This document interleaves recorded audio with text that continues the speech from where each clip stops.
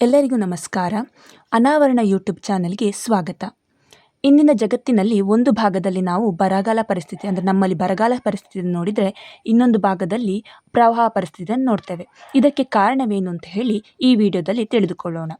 L ನಿನೋ ಮತ್ತು ಲಾ ನೈನಾ ಜಾಗತಿಕ ಹವಾಮಾನ ಮತ್ತು ಭಾರತದ ಮುಂಗಾರಿನ ಮೇಲೆ ಪರಿಣಾಮಗಳು.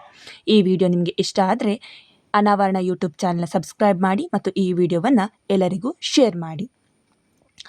ಹವಾಮಾನ ವ್ಯವಸ್ಥೆಯ ಪರಿಚಯ. ಎಲ್ ನಿನೋ ಮತ್ತು ಲಾ ನೈನಾ ಇವು ಪ್ರಶಾಂತ ಮಹಾಸಾಗರ ಅಂತ ಹೇಳಿದರೆ ಪೆಸಿಫಿಕ್ ಓಷನ್ ಮೇಲ್ಮೈ ನೀರಿನ ತಾಪಮಾನದಲ್ಲಾಗುವ ನೈಸರ್ಗಿಕ ಬದಲಾವಣೆಗಳು. ಇದನ್ನು NSO ಸಿಸ್ಟಮ್ ಅಂತ ಕೂಡ ಹೇಳ್ತಾರೆ. ಅಂತ ಹೇಳಿದರೆ ಎಲ್ ನೈನೋ ಸೌತರ್ನ್ ಆಸಿಲೇಷನ್ ಸಿಸ್ಟಮ್ ಅಂತ ಹೇಳಿ ಕೂಡ ಕರೀತಾರೆ. ಇದರಿಂದಾಗಿ ಜಗತ್ತಿನ ಮಳೆ, ತಾಪಮಾನ, ಚಂಡಮಾರುತ, ಕೃಷಿ ಕ್ಷೇತ್ರದ ಮೇಲೆ ತುಂಬ ಪರಿಣಾಮ ಕೂಡ ಬೀರ್ತಂತೆ. ಹಾಗಿದ್ರೆ ಇದರಿಂದ ಆಗುವಂಥ ಪರಿಣಾಮ ಏನು, ಎಲ್ ನೈನೋ ಲಾ ನೈನೋ ಎಂದರೇನು ಅಂತ ಹೇಳಿ ಮುಂದಿನ ಭಾಗದಲ್ಲಿ ತಿಳಿದುಕೊಳ್ಳೋಣ. ಎಲ್ ನೈನೋ ಎಂದರೇನು? ಇದನ್ನು ಬೆಚ್ಚಗಿನ ಹಂತ ಅಂತ ಕೂಡ ಹೇಳ್ತಾರೆ. ಎಲ್ ನೈನೋ ಅಂತ ಹೇಳಿದರೆ ಸ್ಪ್ಯಾನಿಷ್ ಭಾಷೆಯಲ್ಲಿ ಚಿಕ್ಕ ಹುಡುಗ ಅಥವಾ ಬಾಲ ಯೇಸು ಅಂತ ಹೇಳಿ ಕೂಡ ಅರ್ಥ ಬರ್ತದೆ. ಪ್ರಶಾಂತ ಮಹಾಸಾಗರದ ಮಧ್ಯ ಮತ್ತು ಪೂರ್ವ ಭಾಗದ ನೀರು ವಾಡಿಕೆಗಿಂತ ಹೆಚ್ಚು ಬೆಚ್ಚಗಾಗುವಂಥ ಪರಿಸ್ಥಿತಿಯನ್ನು ಎಲ್ ನೈನೋ ಅಂತ ಹೇಳ್ತಾರೆ. ಇದರಿಂದಾಗಿ ವ್ಯಾಪಾರ ಮಾರುತಗಳು ಅಂತ ಹೇಳಿದರೆ ಮಳೆ ತರುವಂತಹ ಮಾರುತಗಳು ದುರ್ಬಲಗೊಳ್ತವೆ. ಪರಿಣಾಮವಾಗಿ ದಕ್ಷಿಣ ಅಮೆರಿಕದಲ್ಲಿ ಭಾರಿ ಮಳೆ ಆದರೆ ಏಷ್ಯಾ ಖಂಡದಲ್ಲಿ ಮಳೆಯ ಅಭಾವ ಉಂಟಾಗ್ತದೆ. ಹಾಗೆ ಲಾ ನೈನಾ ಅಂತ ಹೇಳಿದರೆ ಸ್ಪ್ಯಾನಿಷ್ ಭಾಷೆಯಲ್ಲಿ ಚಿಕ್ಕ ಹುಡುಗಿ ಅಂತ ಅರ್ಥ ಬರ್ತದೆ. ಇದನ್ನು ತಂಪಾದ ಹಂತ ಅಂತ ಹೇಳ್ತೇವೆ. ಅಂತ ಹೇಳಿದರೆ ಪ್ರಶಾಂತ ಮಹಾಸಾಗರದ ಮೇಲ್ಮೈ ನೀರು ವಾಡಿಕೆಗಿಂತ ಹೆಚ್ಚು ತಂಪಾಗಿರುವಂಥ ಹಂತ.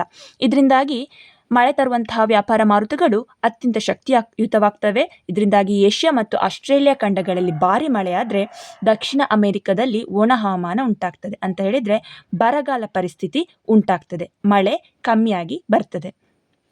ಇದರಲ್ಲಿರುವಂಥ ಪ್ರಮುಖ ವ್ಯತ್ಯಾಸವೇನು?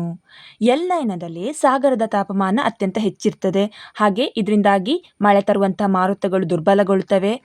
ಏಷ್ಯಾ ಖಂಡದಲ್ಲಿ ಬರಗಾಲ ಪರಿಸ್ಥಿತಿ ಉಂಟಾಗ್ತದೆ, ಕಡಿಮೆ ಮಳೆ ಬೀಳ್ತದೆ, ಬರಗಾಲ ಪರಿಸ್ಥಿತಿ ಉಂಟಾಗ್ತದೆ ಅಂತ ಹೇಳಿದರೆ ನಾವು ಈಗಿರುವಂಥ ಸ್ಥಿತಿ. ಹಾಗೆ ದಕ್ಷಿಣ ಅಮೆರಿಕದಲ್ಲಿ ಅತಿ ಹೆಚ್ಚು ಮಳೆ ಅಥವಾ ಪ್ರವಾಹ ಉಂಟಾಗ್ತದೆ.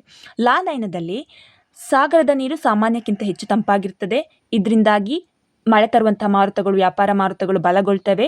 ಸಾಮಾನ್ಯಕ್ಕಿಂತ ಹೆಚ್ಚು ಮಳೆ ಏಷ್ಯಾ ಖಂಡದಲ್ಲಿ ಆಗ್ತದೆ. ಹಾಗೆಯೇ ದಕ್ಷಿಣ ಅಮೆರಿಕದಲ್ಲಿ ಬರಗಾಲ ಪರಿಸ್ಥಿತಿ ಉಂಟಾಗ್ತದೆ.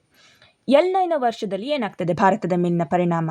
ಮುಂಗಾರು ಕಡಿತವಾಗ್ತದೆ. ಅಂತ ಹೇಳಿದರೆ ಈ ವರ್ಷ ಮಳೆಯ ಪ್ರಮಾಣ ಕಡಿಮೆ ಆಗ್ತದೆ, ಮುಂಗಾರು ಕಡಿತವಾಗ್ತದೆ. ಹಾಗಾಗಿ ನಮ್ಮಲ್ಲಿ ಬರಗಾಲ ಪರಿಸ್ಥಿತಿ ಉಂಟಾಗ್ತದೆ. ಇದು ಕೃಷಿ ಉತ್ಪಾದನೆ ಮೇಲೆ ಹೆಚ್ಚು ಪರಿಣಾಮ ಬೀರಿ ಕೃಷಿ ಉತ್ಪಾದನೆ ಕುಸಿಯುವಂತಹ ಭೀತಿ ಉಂಟಾಗ್ತದೆ. ಹಾಗೆ ಬಿಸಿಲಿನ ತಾಪಮಾನ ಹೆಚ್ಚಾಗಿರ್ತದೆ. ಇನ್ನು ಲಾ ನೈನಾ ವರ್ಷದಲ್ಲಿ ಅತ್ಯಂತ ಹೆಚ್ಚಿನ ಮಳೆ ಆಗ್ತದೆ. ನೈಋತ್ಯ ಮುಂಗಾರು ಜಾಸ್ತಿ ಇರುವ ಕಾರಣ ಅತ್ಯಂತ ಹೆಚ್ಚಿನ ಮಳೆ ಆಗ್ತದೆ, ಕೃಷಿ ಉತ್ಪಾದನೆ ಜಾಸ್ತಿ ಆಗ್ತದೆ. ಹಾಗೆಯೇ ಅತಿವೃಷ್ಟಿ ಅಂತ ಹೇಳಿದರೆ ಪ್ರವಾಹ ಪರಿಸ್ಥಿತಿ ಉಂಟಾಗುವಂಥ ಕಾಲವೂ ಕೂಡ ಬರ್ತದೆ. ಆದ್ದರಿಂದಾಗಿ ನಾವು ಈಗ ಎದುರಿಸುತ್ತಿರುವಂಥ ಪರಿಸ್ಥಿತಿ ಅಥವಾ ಬರಗಾಲ ಎಲ್ ನೈನಾದಿಂದ ಸೃಷ್ಟಿಯಾಗಿದೆ.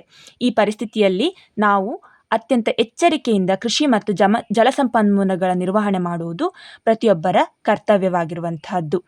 ಎಲ್ ನೈನೋ ಮತ್ತು ಲಾ ನೈನಾಗಳು ಭೂಮಿಯ ಅತ್ಯಂತ ಪ್ರಮುಖ ಹಂತಗಳಾಗಿವೆ.